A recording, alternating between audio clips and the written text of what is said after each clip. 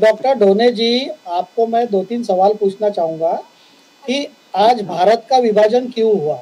क्यों जवाहरलाल नेहरू जी और जिन्ना ने ये तय किया कि भारत का विभाजन हो?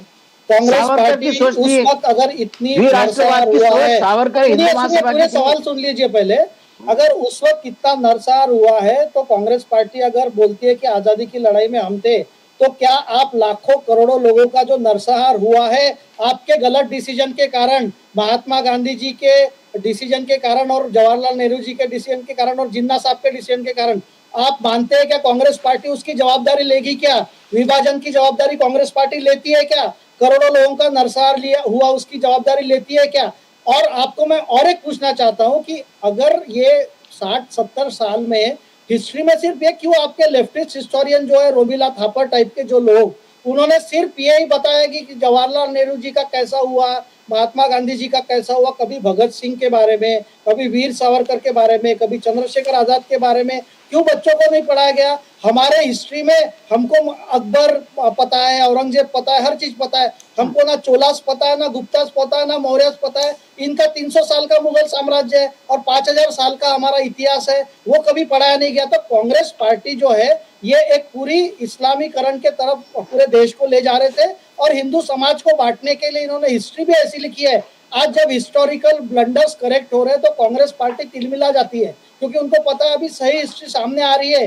जवाहरलाल नेहरू जी का प्रिजन दिखाया जाता है तो ऐसा लगता है बाप रे, आज तो ये कोई दिल्ली का 5 स्टार होटल है। तो आज जब हमारे बच्चों को सही इतिहास पढ़ाया जाएगा, उनके जो असली हीरो है, सुभाष चंद्र बोस जी को आपने कभी आने नहीं दिया पटल पे, आपने लाल बहादुर शास्त्री की संदिग्ध मौत है उनके बारे में कभी बात नहीं की, आपने भगत सिंह जी के बारे में कभी बात नहीं की, आपने डॉक्टर बाबा साहेब आम्बेडकर को 2-2 चुनाव हरा है। तो आपने सिर्फ ये कोशिश की कि एक फैमिली का राज इस देश पे रहे।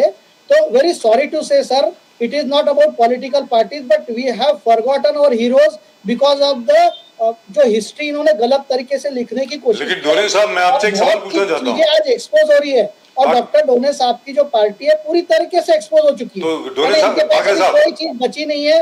ये एक पार्टी और एक परिवार, बस 4 बज गए लेकिन पार्टी अभी बाकी है, इनका यही नारा है।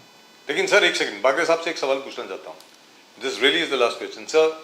There are lots and lots of strange events, weird things which have happened in history, things which are very divisive. तो उनके बारे में याद करने का फायदा क्या है? लाइक फॉर एग्जाम्पल, ये it is historically recorded sir. Ashoka the great, जब उन्होंने राज्य संभाला तो ये कहा जाता है कि उन्होंने अपने 100 भाइयों का कत्ल किया, 100 सन्स। अजात शत्रु ने अपने पिता बिंबिसारा को किस तरीके से मारा, इट इज रिकॉर्डेड कि कैसे पहले उसका अंगूठा काटा, फिर अगले दिन उंगली काटी, फिर ये किया, ये किया, ये किया। क्या हमें सिर्फ ये सब याद करना चाहिए या हमें यूनिटी याद करनी चाहिए? क्या हमें ये याद नहीं करनी चाहिए कि the Cholas, the Chalukyas, the Pandyas, the Palas, they had such a huge maritime empire. पूरा sir respect to you, Kampuchea से लेकर के बारे में पढ़ा है, आप बोल रहे हैं ना, आप मुझे बताइए चोलाज वगैरह के बारे में कितना पढ़ाया गया? नहीं पढ़ाया गया सर। वो उसके बारे में तो डिटेल हम मिले। वो विलियम डैलरिम्पल ने किताब लिखी है द गोल्डन रोड, उसको पढ़िए सर। पढ़ी है मैंने, वो पढ़ी है सर। देखना right up to Japan sir. आज ही ये शो के पहले प्रदीप जी और मैं शो के पहले बात कर रहे थे सर, हनुमान जी का एक फॉर्म है चाइना में, उसको वुकोंग बोलते हैं। There is another one in Japan, again another form of Hanuman ji. ये लोग, हाँ yes sir, this is the same book, yes. So all I am saying sir, why was sir ये सब मुझे क्यों नहीं पढ़ाया गया जब मैं स्कूल में था?